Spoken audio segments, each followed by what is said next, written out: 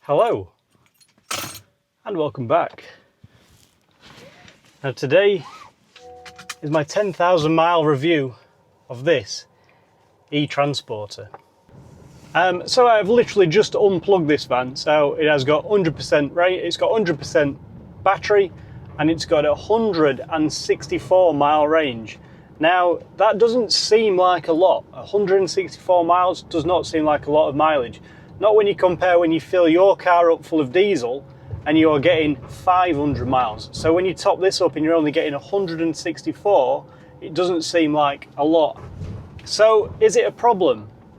No. So when I first got this electric van, I was a little bit apprehensive. I went through all the electric car cliches and everything else like that. That I'll be forever waiting for it to charge. I'll be in the services spending 30 or 40 pounds just for 160 miles.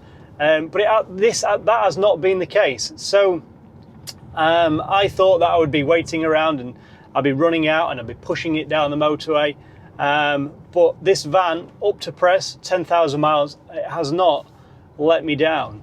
So compared to the diesel then, so let's say you spend maybe 5-10 minutes in a petrol station. With this, I've never had to be in a petrol station. I can't think of the last time I was in a petrol station, other than Japan filling up the Evo 9. I think actually time-wise, I've actually gained more time owning an electric vehicle than I have not owning one. Had I owned a diesel, I'd have probably spent more time there fueling it up. So let's say 10,000 miles, you get 500 miles per fill-up. That's 20 fill-ups, is it? That's like an hour of my life, maybe. What's 20 times 5 minutes? Well, 10 minutes would be 50 minutes. That's like an hour and a half of my time in petrol stations if I stopped just for 5 minutes. So talking of fuel stations, you'll know now the price of diesel, I think, is nearly 160 or 170 a litre. That I can't tell you because I haven't filled up there for a while. But on a quick calculation, on the current prices, to do 10,000 miles, it'd be somewhere between £2,000 and £2,500 worth of diesel. Now this has probably only cost me no more than £500 worth of electric. Now, so just a quick look inside. The features that I do like the Apple CarPlay. I think that is pretty good. I do use that quite often. But what it does do, what I've noticed, it does drain my battery quite a bit on my phone. So I do like to plug it in. But the problem with that is that these are the only charging points here. There's nothing here. It looks like you could have had some as an extra, maybe here. But there's no other charging points other than these ones. So I think if there's anyone sat in the middle and I wanted to charge my phone, there's a good chance they could probably knock that and break it. We do have a 12 volt lighter there that I've never used. I'll just plug my phone in now. And that's usually sitting like that. And that's not too bad, it's quite neat in there. The problem I do find is my keys. I've nowhere really conveniently to place them. Maybe in there, but they have been stuck in there before now. So what I do is I just chuck them on there and I go around the corner and they've gone. So that's sometimes a bit of an issue. I could put them in the cup holder, but obviously there's nowhere there for my cups. If I chucked them in there, they would slide around. But what I have noticed, there is a key holder here somewhere. Just excuse that mankiness. I didn't actually realise how manky that was. There is a key holder there, look, but it's not really convenient to place your keys there, to be honest. So the glove box, never really used, but you could put bits and bobs in. This top one I just use for receipts and batteries, which is pretty good. The features on here, I mean, I just set the climate control and just let it do its thing. I did do a winter in it and use the electric seats, the heated seats, and the mirrors. And that doesn't take too much battery life off, to be fair. And usually what it says on here is usually what it gives you. So that is pretty true. So let's say if I do 100 miles now, that will say 60, 64 miles remaining, which I think is quite a good thing. And it's never ever caught, I've never ever been caught short using it. I know, like say, that there is this mental block of, oh, they're useless or anything else, but I actually genuinely enjoy driving this van just because it's effortlessly smooth, it's effortlessly fast.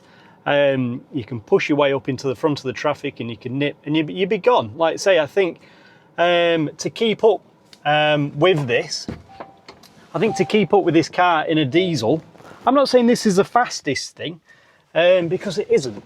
It's not the fastest thing. There is a lot of flat spots with it, but basically, I think to keep up with it in a diesel, you'd have to be absolutely frapping its arse to keep up with it. But yeah, acceleration, it's fast, but it does have like a lot of flat spots in the middle getting up to maybe its top speed. And that is the other thing as well. The top speed of it is 70 miles per hour. Now, I thought it would be a problem. For me, you could just do with like maybe probably doing like 75 or 80 just so you can get past those people that are matching your speed. So if someone in front of you is doing 69 miles per hour, it is hard to try and get around them without being out hung and dry on the outside lane, you see. So if you could just, I know the speed limit is only 70 mile an hour, but if you could just kind of get out in the outside lane, 75, 80, and you're back in doing 70, that would be better. Even if it had like a little time limit on it for, I don't know, a minute, would just give you enough just to get past. But that's pretty good. I have washed it for this video, so I hope you do appreciate it. I think obviously it is based on the Transit, but I actually think that's a good thing. I'm an electrician, I'm a tradie, and I personally think Transits make the best work vans, and I'll show you that in a minute, which is the foldable roof rack. Right step there. Yeah, I think Ford make the better work vans, really. Transporters were good, but this on a whole I think is pretty decent. I don't mind the look of it. I think it's relatively attractive. I don't think it's too offensive at all. The windscreen, I did have a trouble with the windscreen on this in the winter. So because there's no convection coming from the engine and it's not heated front screen, what you find is that a lot of this here, this windscreen will defrost from the heaters here, but this bit doesn't. So what you find is that in the winter, your wipers freeze up. They never defrost. Even on a long journey, they never defrost. So a heated front screen that would go all the way down to the bottom just to heat those wipers up would be good. I think it is missing that. What else? Obviously the speed limit is dodgy. I don't really like. I think in some cases it is unsafe. Heated front screen would be preferable. In the back I'll show you one of the Ford features, and that's this lift up flap here, which allows you to get 3 meter lengths in. So that there is a length of conduit, and to get that in, you just lift that up, slide it in, and there's no need to put them on the roof. Everything is inside, and it's yeah, it works. That's the racking that I put in probably one of the last videos, and that's probably, I should have put that in a bit sooner. Like I said before, it's not as good as the metal bot racking, but it was probably a third of the price, and it's holding up. It's doing better than I thought it would be. Just got to keep on top of it for tidiness and everything else. But that's pretty good. Yeah, I like it. I mean, I'm from Yorkshire, I'm a tight Yorkshireman, and the fact that I'm saving money using this van really helps. And the fact that because I'm a contractor, I do charge for my mileage. In some cases, this pretty much pays for itself, just because I do charge my mileage still as if I do drive a diesel car. There's nothing changed there. And what I can earn on my mileage per week usually pays for the monthly cost of this. Now, like I've said to you before in previous videos, this lease deal It was £3 deposit, and it's £187 a month, including VAT. I'm not VAT registered. If you're VAT registered, you can get even more money off these. I get like the longevity of it, what happens to these vans later on in life, but unfortunately, due to the government and incentives and everything else, you kind of got to follow your wallet sometimes with some decisions. They make it unaffordable really for other options, but I considered it. I took the plunge. It was a bit of a risk, driving an electric vehicle. I do feel like it's not a full vehicle. It's not a car. It's, oh well, we'll just nip in that, or we'll just nip there in that. I mean, long journeys, you've maybe got to plan your route a little bit better. Like my brother, he lives in Germany. This is not a van that I could just go, oh yeah, I'll take you a sofa over there. I'll take you an arcade machine or whatever it is that he usually finds on eBay. It's not a van where I think, yeah, I'll just go over to Germany. And that sometimes limits you a little bit. But that said, I solely use this van for working, for using it for work. And I love it. Yeah, I do. I genuinely love it. Yeah, I don't know. There are some things in here. I don't use that cup holder. There's nowhere really. That's my lunch. And what I find myself doing is just using the middle seat belt just to hold that in place. Usually I'd put it between, but it's very tight to do that. I couldn't. I could put my lunchbox on the side, but it means my blancmange probably fall over. But yeah, maybe I could, but just everything is sideways. Don't use the center armrest.